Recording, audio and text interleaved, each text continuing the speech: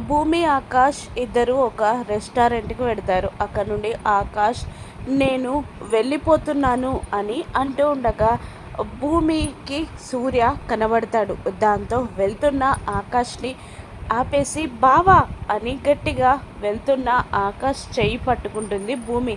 ఏయ్ ఏంటి సౌండ్ మారింది అని అంటూ ఉండగా బలవంతంగా చైర్‌లో కూర్చోబెడుతుంది భూమి.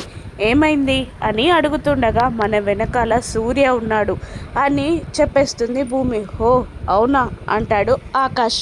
ఇక సూర్య కూడా భూమి ఆకాష్లని చూసేస్తాడు. ఆకాష్ ప్రేమగా ఒక ప్లేట్లో వడ్డిస్తాడు. నువ్వు నాకు చాలా రోజులైంది తినిపించి, నాకు తినిపించవా అని అడుగుతాడు ఆకాష్ భూమిని.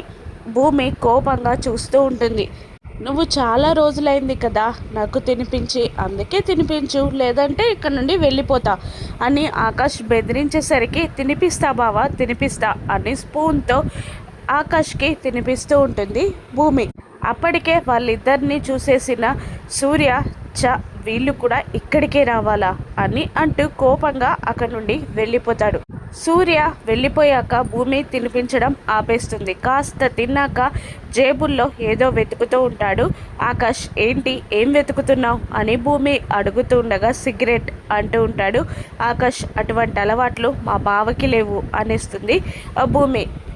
సో అయితే నాకేంటి, అక్కడ సూర్య ఉన్నంత వరకే కదా నేను గగన్ని, ఇప్పుడు అక్కడ సూర్య లేడు కాబట్టి నేను ఆకాష్ని, నాకు అవసరం అవన్నీ అని అంటూ ఉంటాడు ఆకాష్.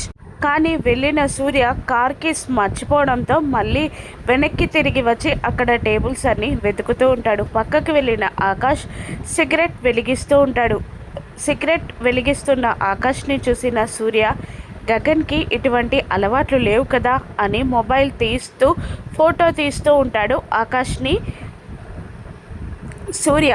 కానీ అది చూసిన భూమి తల కొట్టుకుంటూ ఉంటుంది. ఆకాష్ అని గగన్ కాదని సూర్య ప్రూవ్ చేయగలడా? భూమి ఎలా తప్పించుకుంటుందో రానున్న ఎపిసోడ్స్లో చూద్దాం. Thank you for watching.